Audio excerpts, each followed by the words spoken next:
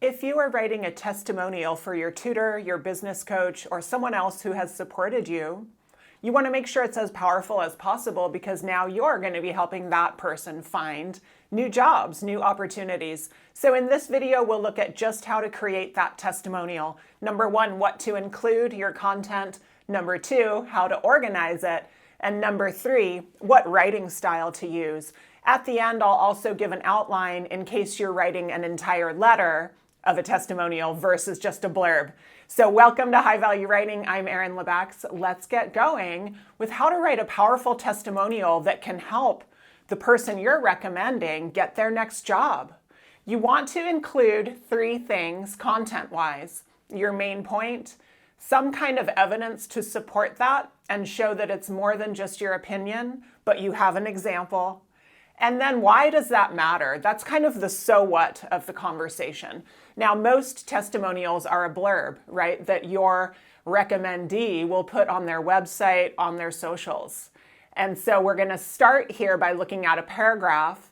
At the end, I'll offer an outline in case you're writing a letter. So this little paragraph does the 3 steps. Let's check it out and I'll comment a little along the way.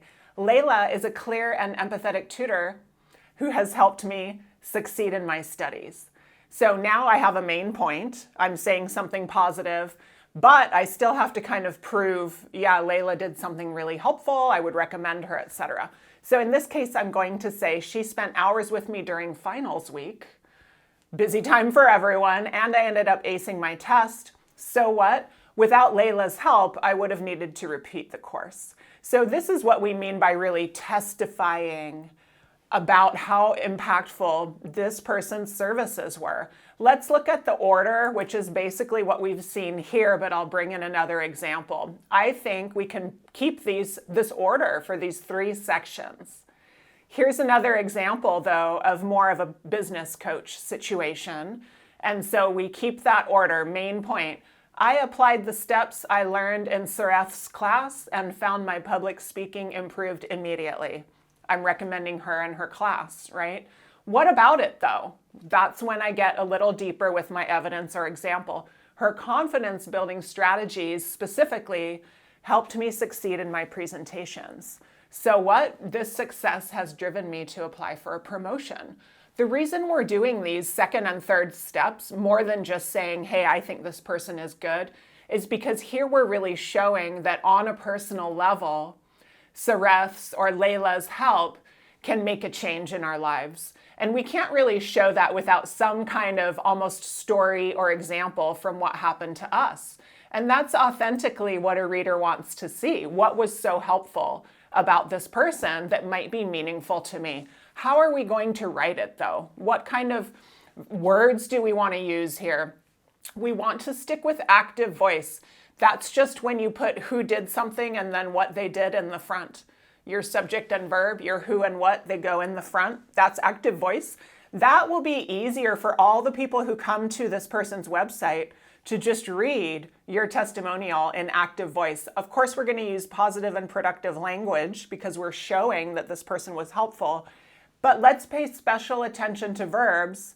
You may have noticed, and we'll put in a card here if you want to check out the video, visual verbs are much more engaging and memorable for a reader. So we want to show positive, productive, visual actions through these verbs.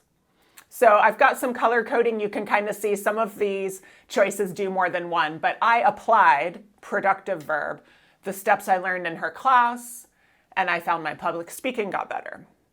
Here's an example of active voice. Her strategies helped me.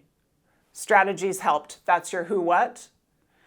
And this success has driven me to apply. I've succeeded, right? All kinds of positive visual verbs and staying concise as well. Okay, now one comment, one last note. If your testimonial is not going to be a blurb or a paragraph, but you're actually contributing a letter or submitting a letter, you can still use this order and content. It's just that you'll have more paragraphs getting into the depths. So paragraph 1 will be where you convey your main point. Your final paragraph will be where you convey your so what or why it matters. And then in between, you're going to have one paragraph for each type of example. Just to check though, you want your main point to match those 3 paragraphs. So here's how we might do it. Gabe's coaching has helped me because of his excellent X, Y, and Z, right? Maybe he's insightful, understanding, and flexible, right? Now I'm going to give 1 paragraph to each of those traits or factors about Gabe and the help that I got from his coaching, 1 per paragraph, and then wrap it up. Without Gabe's coaching, I would likely still be an entry-level manager, reiterating how helpful X, Y, and Z were.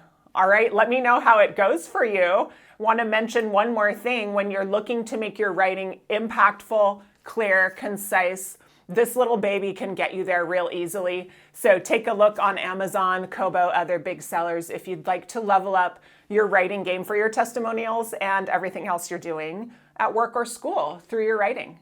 Thanks for being here. I'll see you soon.